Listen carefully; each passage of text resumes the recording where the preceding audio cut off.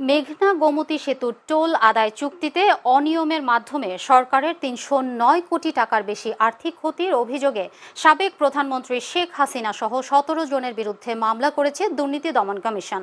রোববার দুদকের নিয়মিত প্রেস ব্রিফিংয়ে একথা জানান সংস্থাটির সহকারী পরিচালক তানজির আহমেদ।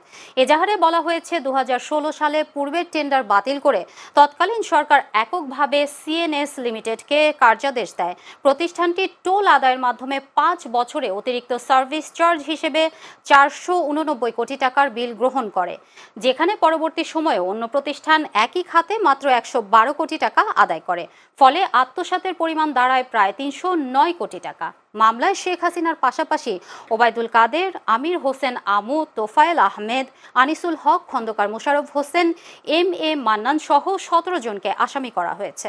২০১৬ সালে মেঘনা গোমতী সেতুতে কম্পিউটার নেটওয়ার্ক সিস্টেম লিমিটেডকে শতকরা ১৭.৭৫% হারে সার্ভিস চার্জ ৫ বছর মেয়াদের টোল আদায়ের কার্যাদেশ দিয়ে পরস্পর যোগ সাজসে নিজেরা লাভবান হয়ে কিংবা অন্যকে লাভবান করার অসৎ উদ্দেশ্যে প্রতারণার মাধ্যমে অর্পিত দায়িত্ব যথাযথভাবে পালন না করে সরকারি ক্ষমতার অপব্যবহারের মাধ্যমে ৩০৯ কোটি ৪২,৪৫,৮৯০ টাকা আত্মসাৎ করার অভিযোগে জনাব শেখ হাসিনা সাবেক প্রধানমন্ত্রী সহ মোট ১৭ জনের বিরুদ্ধে দণ্ডবিধির সংশ্লিষ্ট ধারা ও দুর্নীতি প্রতিরোধ আইন ১৯৪৭-এর সংশ্লিষ্ট ধারায় একটি মামলা রুজুর অনুমোদন দেওয়া হয়েছে।